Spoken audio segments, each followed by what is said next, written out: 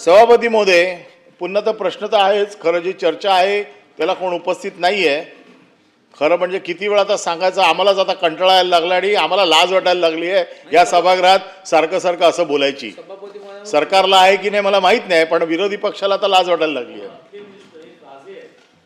आणि काय होतंय की सगळ्या अशा आहेत सभागृहात स्फोटक वातावरणामध्ये नेहमी दादांना पाठवलं जातं. साताऱ्यात सुरू करा आणि पुण्यात संपवा. ते काय आपल्याकडे आपण बाळासाहेबांची माणसं आहे. मारणाऱ्यांची बाजू आपल्याकडे जास्त जोरात असते, मार खाणाऱ्यांची बाजू नसते. मार देणारे आता माझ्या समोर आहेत, मार खाणारे नाही आहेत. प्रश्न असा आहे की अंतिम आठवडा प्रस्ताव आहे.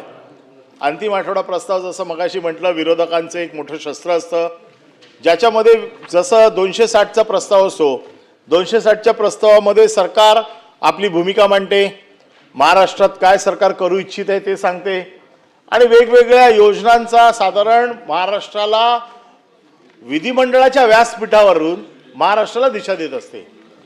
आणि विरोधकांचं काम काय असतं की जे रंजले गांजले दुखीत पीडित ज्यांना न्याय हवा असतो अशा लोकांचा आवाज विरोधी पक्षाच्या माध्यमातून या व्यासपीठावर येत असतो.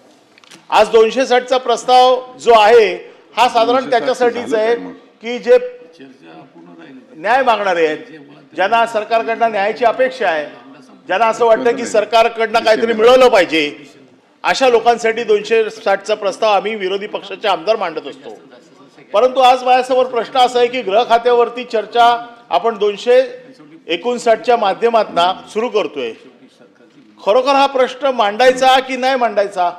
कारण गृह खातं म्हणजे संरक्षण. आता संरक्षण कोणाला? सर्वसाधारण माणसाला, आमदाराला का मंत्र्याला? आज या सभागृहाने या अधिवेशनात जे काय बघितलं ते हेच बघितलं की मंत्री मार खातायत, मंत्री संरक्षण मागतायत, म्हणजे अक्षरशः टाव फोडल्यासारखे रडतायत की आम्हाला संरक्षण द्या म्हणून. आणि जर या महाराष्ट्रात मंत्री संरक्षण मागणार असेल तर सर्वसाधारण नागरिकाने काय करायचं? सर्वसाधारण नागरिक कोणासाठी येणार? कारण प्रत्येक वेळेला आपण सर्वसाधारण नागरिकाच्या हक्कासाठी भांडत असतो, पण आज इथे प्रश्न निर्माण झालाय की आज पहिला हक्क कोणाचा? तर मंत्र्यांना मारापासून वाचवायचं. पुन्हा मारताय कोण? अतिरेकी मारतायत? नाही. बाहुबली मारतायत? नाही. विरोधी पक्ष मारताय? नाही. मारताय कोण?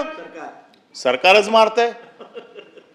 एकमेकाच्या जीवावर उठलेत, छातीवर बसून बसून मारतायत, आणि इथे येऊन मंत्री रडतायत संरक्षण द्या, संरक्षण दे, आणि ते सुद्धा तुमच्याचकडे. जे मारणाऱ्यांच्या टीमचे कॅप्टन नाही आहेत, तिकडे बसल्यावरती ते कॅप्टन होऊ शकत नाही, तिकडे बसल्यावरती ते सभापती आहेत. परंतु ॲफिलेशन हा सजा देतात. म्हणूनच म्हटलं की त्यांच्याकडे माझं अंगुली दर्शन नाही आहे.